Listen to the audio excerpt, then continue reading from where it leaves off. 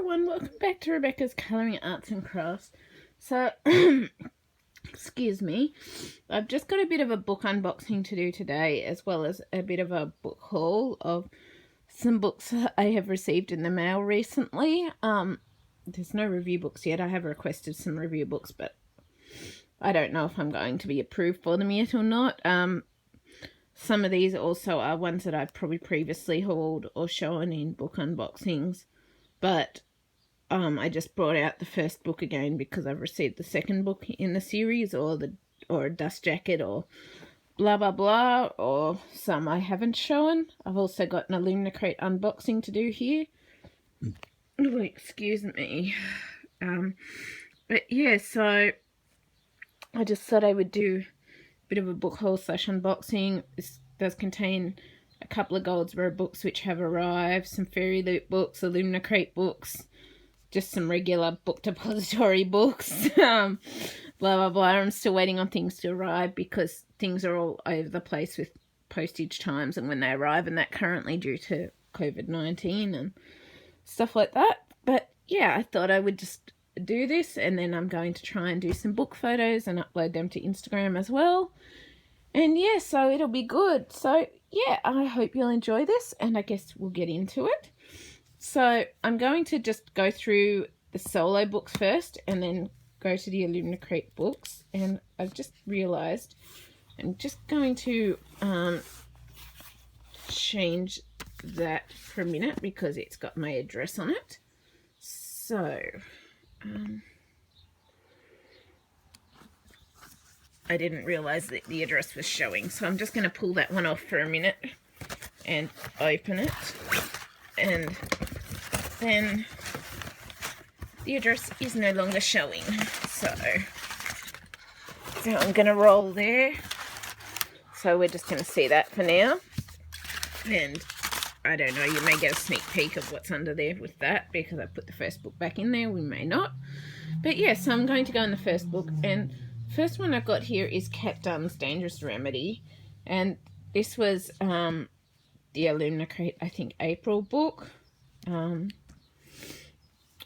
and as you can tell, it is really pretty, and it's got exclusive sort of tealy green sprayed edges.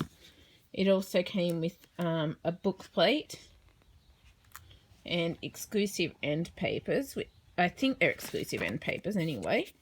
And it's also got this embossing on the inside here. So I'll just show you.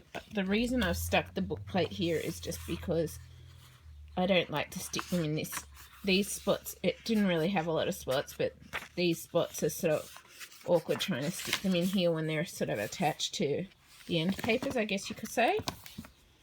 And these are other end papers, so it's slightly different. It's like a whole map spread out across the end papers, which is cool. And I'm not sure, did I show the spine? It's just gold with the silver grey. And our book description here is, and I need to go through and add books to my to-be list, or to-be read list, or to-be finished list kind of thing. And I've got a lot of them. This says $17.94, and I'm not sure if I did a book unboxing of this box or not. If I didn't, it's probably not going to happen now. I'm also not going to worry about posting like the items or whatever up right now, just because it's been so long and time, and I'm sort of way behind. So I'm probably just going to post book photos first, and then if I get time, work on posting items or whatever. It's just right now, with my hand and wrist, it is a bit too awkward to try doing the other photos because they usually require proper setup with the camera and then editing and all of that, like cutting backgrounds out and yeah, all sorts of things. So I'm probably just going to do the book photo for now, and then later on I may do the items, I may not. We'll see, but eventually it'll get there. So this one says, $17.94. Paris seethes like a many-headed serpent in the reign of terror. Deception, betrayal, heartbreak, and fear flourish. Outcast Camille Laroche, a revolutionary's daughter, Ada, her runaway lover, Gil, a deserter, and Owl, an aristocrat, are the battalion of the dead. They choose their family, their future, and they choose to fight, to cheat the guillotine of its bloody harvest, even as the blade falls. Their latest mission is a girl possessing dark, disturbing powers, hunted by royalists and revolutionaries. Who is playing who in this treacherous game of science, magic, love, and loss?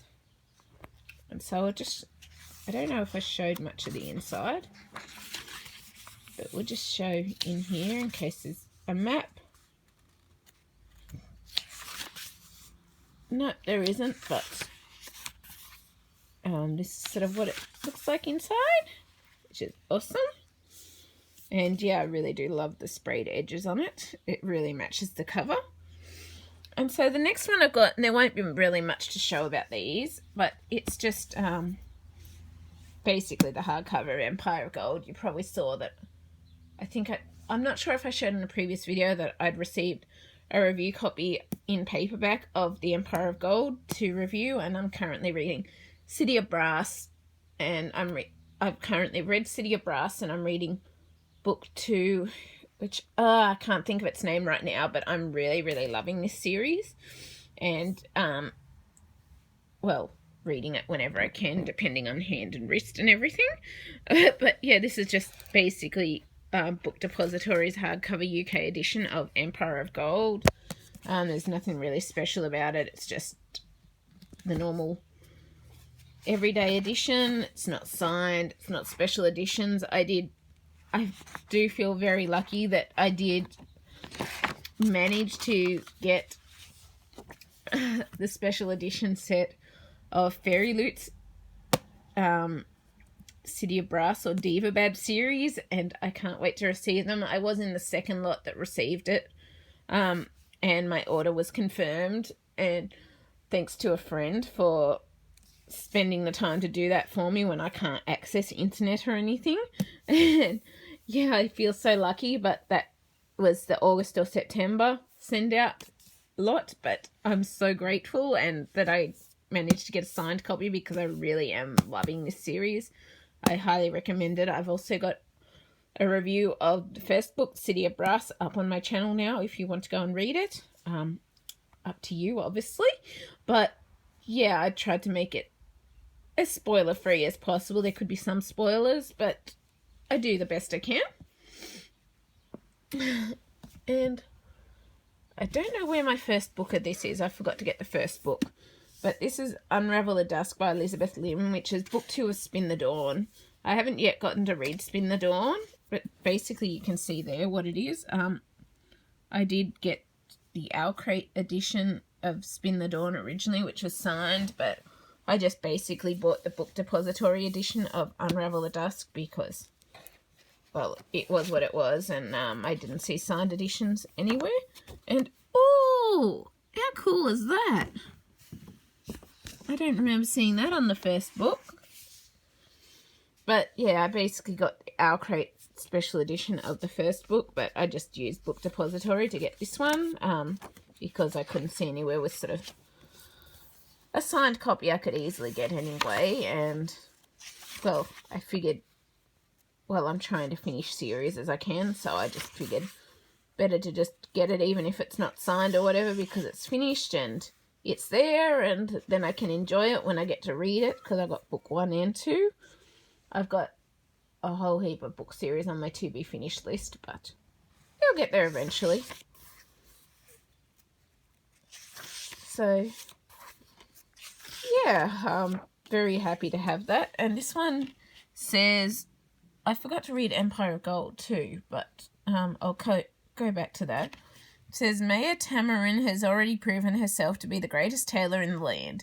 She outstitched her competitors in the Emperor's contest to select a new imperial tailor. She journeyed to the ends of the earth to gather the laughter of the sun, the tears of the moon, and the blood of the stars. And out of these ingredients she sewed 3 magic gowns, each worthy of a goddess. But her trials are far from over. She returns from her journey to a kingdom on the brink of war. Eden, the boy she loves, is gone, perhaps forever. And no sooner does she set foot in the autumn palace than she is forced to don the dress of the sun and assume the place of the Emperor's runaway bride-to-be. When the Emperor's rivals learn of her deception, there is hell to pay.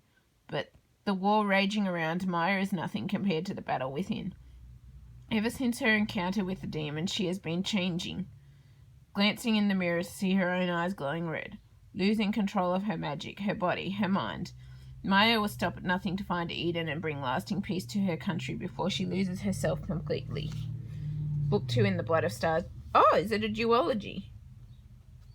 I will have to check that, because if so, that means that I can wipe off any future books off my book list. That's cool if that's a duology. That means that I've finished that series. Sorry, I get so excited when I finish a series because it means one less series on my list and I can, shall we say, then when I get to read it, fully enjoy the series because I finished the series and it's all there. And yeah, and I really do. I love finishing my book series. Yeah, it's what I love to do. So, yeah. And so I'll just quickly go back and read Empire of Gold. So this says, Divabad has fallen. After a brutal conquest stripped the city of its magic, Nahid leader Banu Manizar and her resurrected commander Dara must try to repair their fraying alliance and stabilize a fractious warring people. But the death of his people and loss of his beloved Nahiri have unleashed the worst demons of Dara's dark past. To vanquish them, he must face some ugly truths about his history and put himself at the mercy of those he once considered enemies. Having narrowly escaped their murderous families and Divabad's deadly politics, Nahiri and Ali, now safe in Cairo, face difficult choices of their own. Though Nahiri is finding peace in the rhythms of her old home, she is haunted by the knowledge that the loved ones she left behind and the people who consider her a saviour are at the mercy of a new tyrant. Ali, too, cannot help but look back, and is determined to return to rescue his city and the family that remains. As peace grows more elusive and old players return, Nahiri, Ali, and Dara come to understand that in order to remake the world, they may need to fight those they once loved and take a stand for those they once hurt. So yeah, I really am loving the Divabad series, and I won't go into it too much with details or whatever, but it's an amazing series. I definitely recommend picking it up. Yeah, it's really, really good. So, excuse me. The next ones that I'm going to bring down here is, oops. Oh, and I didn't get that one. Is, these are the Fairyloot book editions of Renee Ardier's The Beautiful series, or trilogy. I don't have the third book, but I did happen to receive the second book of Fairyloot's edition of The Damned by Renee Ardier. So, I also brought out The Beautiful again, just so that we can sort of look at them and compare them together, kind of thing. So this one's sort of like pale pinkish red, which I love. And The Damned is obviously our purples and silvers and like a pale lilac together. They look so pretty together. And then underneath, yes, the first book did come with undercover dust jacket art and red spine, as well as, because this came in a box, obviously I've kept my author letter and that with it. And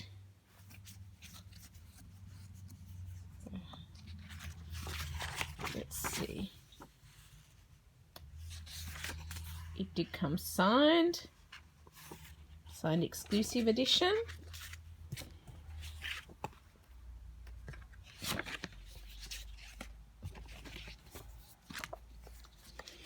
And then, as I said, the book that I've received recently was book 2, which is The Damned by Renee Ardier.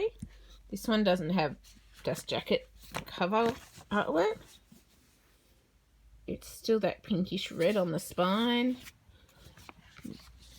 No changes to the main cover. As you'll see, it is signed by Renee Ardier.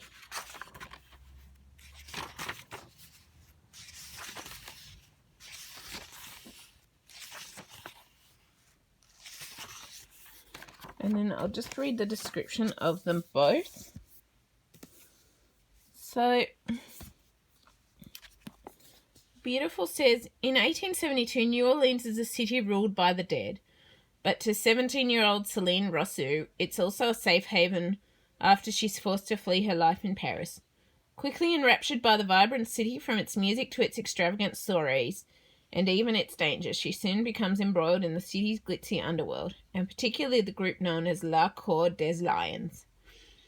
But when a body is found in their lair, Céline is forced to battle her attraction for the group's enigmatic leader, Sebastien Saint-Germain, and suspicions about his guilt along with her own secrets.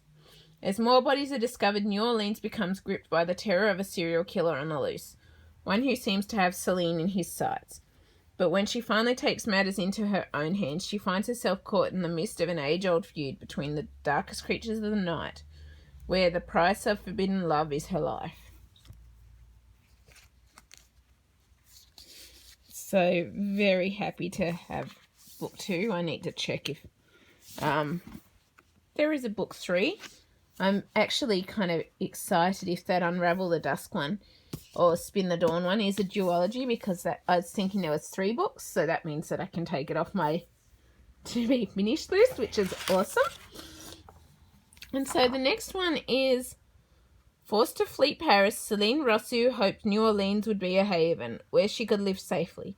But before long, she was drawn into its dark underbelly by the enigmatic leader of the group known as La Cour des Lions, Sebastien Saint-Germain. Loving him has proved costly. Still recovering from injuries sustained during a night she can't remember, Céline's dreams are troubled, and a chain of events has been set in motion that could unveil a truth she is not ready to learn, and even lead to her demise. Now cursed and changed forever, Sebastien too has not emerged unscathed. While the treaty between the fallen and the Brotherhood has been broken beyond repair, war between the immortals seems imminent. Forces hiding in the shadows have been patiently waiting for this moment, and just as Sebastien and Céline begin to uncover the danger around them, they realise their love could tear them apart. So, yeah, and the covers are so pretty. So pretty. And I'm going to actually get these ones first. So you will have seen these ones before. And this is the Fairyloot Girls of Paper and Fire and Girls of Storm and Shadow. So I'm actually showing this again because I've recently, and I've only put the dust jacket on it today, I've recently actually received the new Fairyloot dust jacket for Girls of Storm and Shadow because of the mistake that was made where apparently the original cover, which I've left underneath, was accidentally sent out to other publishers when it was meant to be exclusive to Fairyloot. So this edition actually did come with, the new dust jacket did come with exclusive dust jacket artwork on it. And I'm actually really sort of liking the changing colour sort of thing. So now we've sort of got our exclusive Girls of Paper and Fire with our pink sprayed edges, hot pink sprayed edges. And I think book 3 is meant to come out this year. I'm not sure. I've got to find out about that. I've got to check up on that. And then we've got book 2 here. And so together, we'll just have a look at them together with the spine. So this is what it looks like, which is actually, I'm really loving how these look together with the new cover. Like, they're kind of similar with the last one, but it still looked good. But now this is how it looks. And so inside, we've obviously got our dust jackets, and I've accidentally creased that. Not what I wanted to do, bugger. Looks like I've nearly creased both of them. And it is signed, same as the original Fairyloot one. We got our map, cast, or casts, or casts, basically, I guess the rank of people in the book. I need to make sure that I don't crease anything, so excuse the phone. Just trying to use it to make sure. I didn't realise I'd creased the cover a bit by putting that there. That was not my intention. And I don't know, I think I've read this out before, but I'll just read it again in case. So it says, each year 8 beautiful girls are chosen as paper girls to serve the king. It's the highest honour they could hope for and the most demeaning. This year there's a 9th, and instead of paper she's made of fire. Lay is a member of the paper caste, the lowest and most persecuted class of people in Hara. 10 years ago her mother was snatched by the royal guards and her fate remains unknown. Now the guards are back, and this time it's Lay they're after. The girl with the golden eyes, whose rumoured beauty has piqued the king's interest. Over weeks of training in the opulent but oppressive palace, Lay and the 8 other girls learn the skills and charm that befit a king's consort. There, Lay does the unthinkable. She falls in love. Her forbidden romance becomes enmeshed with an explosive plot that threatens her world's entire way of life, and Lay, still the wide-eyed country girl at heart, must decide how far she's willing to go for justice and revenge. And then book 2, I forgot to show too, with the sprayed edges. So you got pink and sort of tealy coloured sprayed edges. And then book 2 says, the girls of paper and fire did the impossible. They escaped. But out in the unforgiving wild, hunted like prey, they will learn that the most terrifying prisons have no walls. Lay is the moon chosen, the commoner who managed to do what no one else could. Slay the cruel demon king. But his death wasn't the end of the plan.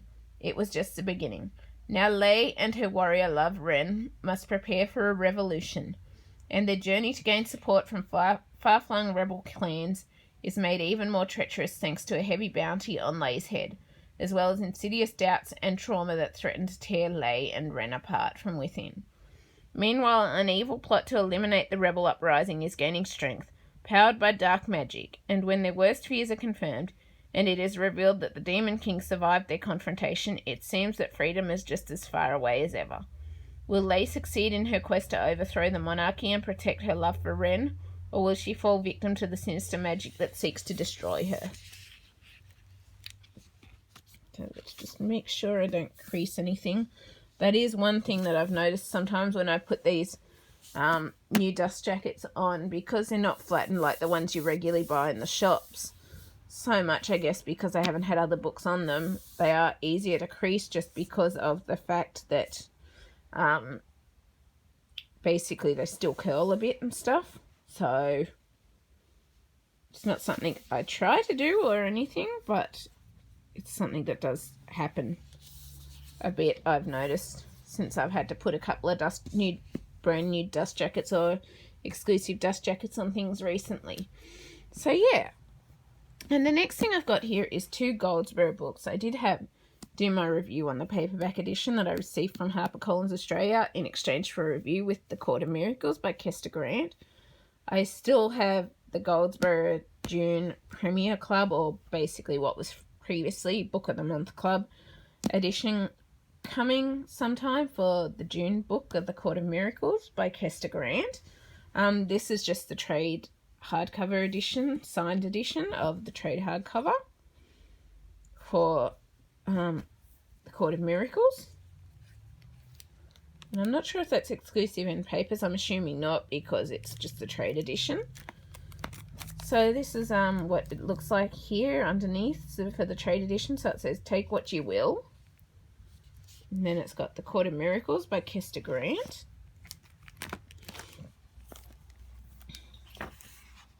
And then inside, fumble fingers.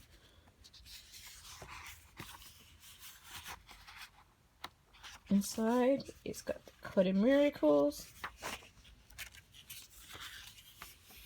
And here's our signature page.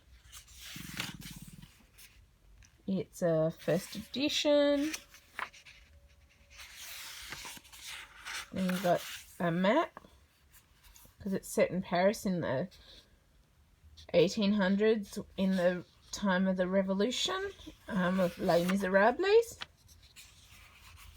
So I really did enjoy this book as well. We've got our guilds, or guilds of the Miracle Court. Contents or chapters. I didn't actually notice those in the paperback edition, so I'm assuming they were there, I just didn't notice them.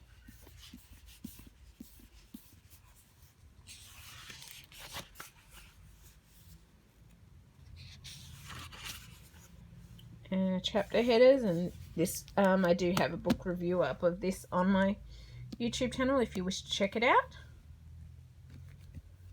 So I think I may do the illumicrate unboxing separate, just because of time. I didn't realize how much time this was going to take. So yeah, so I'm just going to do this last book, and then I will do this illumicrate one on a separate video. But the next one that I've got here is the Goldsboro Sci-Fi Fantasy Fellowship book for the month of May, and it's only just arrived because of the coronavirus. And this is for Phoenix Extravagant by Yoon-Ha Lee. And this does come with sprayed edges as well, sky blue sprayed edges. And I didn't actually read out the Court of Miracles description. Whoops, my apologies. So this says, Dragon's Art Revolution. Jen Gibi isn't a fighter or a subversive. They just want to paint. One day they're jobless and desperate. The next Jedi finds themselves recruited by the Ministry of Armor to paint the mystical sigils that animate the occupying government's automaton soldiers. Blah. Talking too much. But when Jedi discovers the depths of the Razanai government's horrifying crimes and the awful source of the magical pigments they use, they find they can no longer stay out of politics. What they can do is steal Arazai, the Ministry's mighty dragon automaton, and find a way to fight. So I'm not sure if this is a solo novel or not, but I'm going to obviously check that online. I've got to go and check these books and the series and stuff online, which is something I've got to do in time, but it'll get there eventually. So this is number 550 of 750 numbered copies of the first edition of Phoenix Extravagant, and is signed by the author. So it's a signed numbered edition.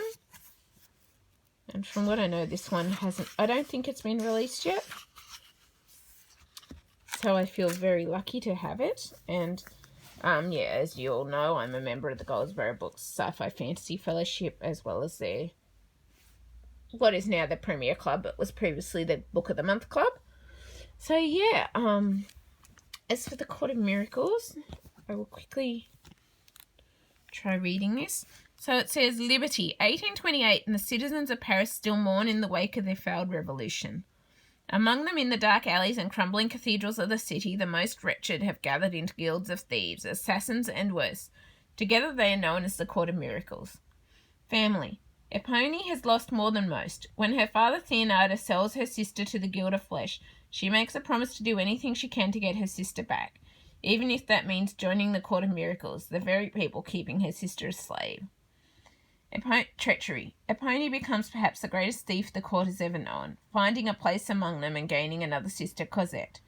But she has never forgotten the promise she made, and if she's to have any hope of saving one sister, she will have to betray the other.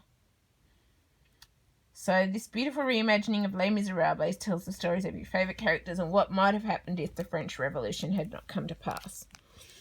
So yeah, anyway, I think I'm going to leave it at that because I think this video will end soon. I hope you've enjoyed this bit of a book haul slash, well, more of a haul, and the descriptions of the books and stuff.